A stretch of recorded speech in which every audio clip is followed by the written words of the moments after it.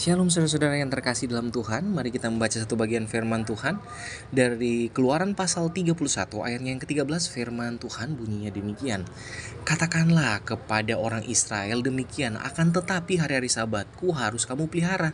Sebab itulah peringatan antara aku dan kamu turun-temurun, sehingga kamu mengetahui bahwa akulah Tuhan yang menguduskan kamu. Saudara-saudara yang terkasih dalam Tuhan, perikop ini berada dalam rangkaian perintah Tuhan kepada Musa di Gunung Sinai tentang bagaimana membangun kemah suci dan penunjukan Bazalel serta Aholiab sebagai pelaksana pembangunan itu.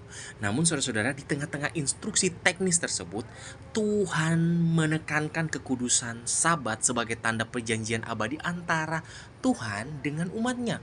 Ini menunjukkan bahwa ibadah dan kekudusan lebih penting daripada aktivitas sekuler, bahkan yang berkaitan dengan pekerjaan Tuhan sekalipun.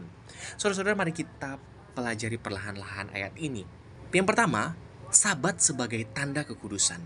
Tuhan memerintahkan Israel untuk memelihara Sabat sebagai tanda bahwa mereka itu dikhususkan bagi Allah. Saudara-saudara, di dalam teks Ibrani, kata kados artinya itu kekudusan atau kuduskanlah, berarti dipisahkan untuk tujuan ilahi. Sabat bukan sekedar istirahat fisik, tetapi pengakuan bahwa Israel adalah umat yang diperintah Allah, dipimpin Allah secara langsung.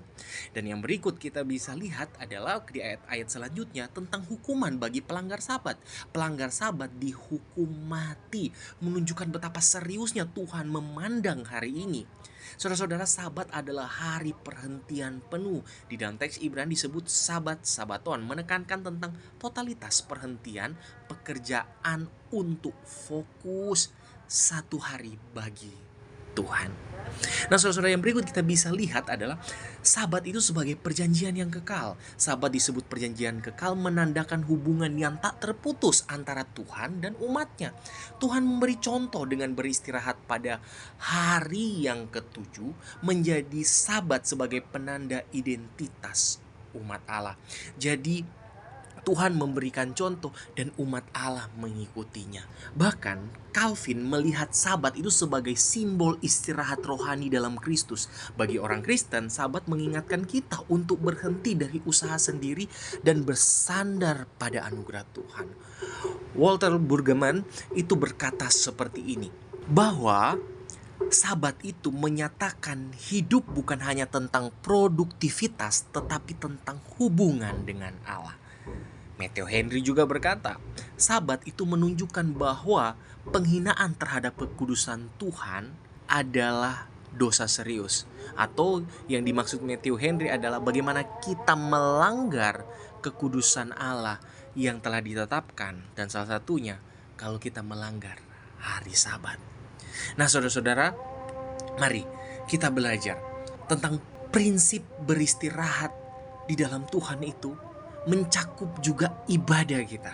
Tuhan tidak ingin kita hidup sebagai budak di mana kita tidak punya waktu untuk diri sendiri. Tuhan menginginkan kita menjadi manusia yang punya kesempatan untuk membangun hubungan dengan Tuhan, dan di sisi lain membangun hubungan dengan sesama lewat satu ibadah yang kudus yang dikhususkan bagi Allah.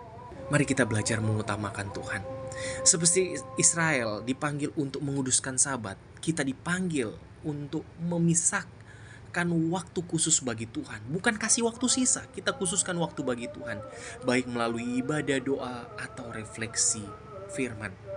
Sabat mengingatkan kita bahwa nilai hidup bukan dari produktivitas, tetapi dari relasi dengan Tuhan.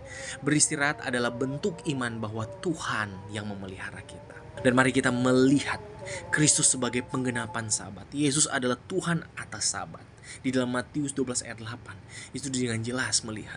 Di dalam Dia kita menemukan istirahat sejati dari beban dosa. Kita menemukan satu kelegaan sebagai anak-anak Tuhan yang bersyukur atas apa yang Kristus telah kerjakan bagi kita. Mari sama-sama kita mendekatkan diri kepada Tuhan, mengkhususkan waktu baginya. Tidak sulit mengkhususkan 2 jam di dalam 1 minggu. Di dalam hari Minggu kita datang beribadah kepada Tuhan. Yang bikin sulit adalah kalau kita tidak menjadikan Tuhan Tuhan atas hidup kita, maka semua panggilan Tuhan yang kudus akan kita abaikan. Sebagai umat-umat yang taat kepada kasih dan pengorbanan Kristus, mari kita belajar untuk mendekatkan diri kepada Tuhan, mengkhususkan waktu baginya, memuliakan Tuhan lewat ibadah kita. Kita satu dalam doa. Tuhan, terima kasih untuk kasih-Mu buat kami.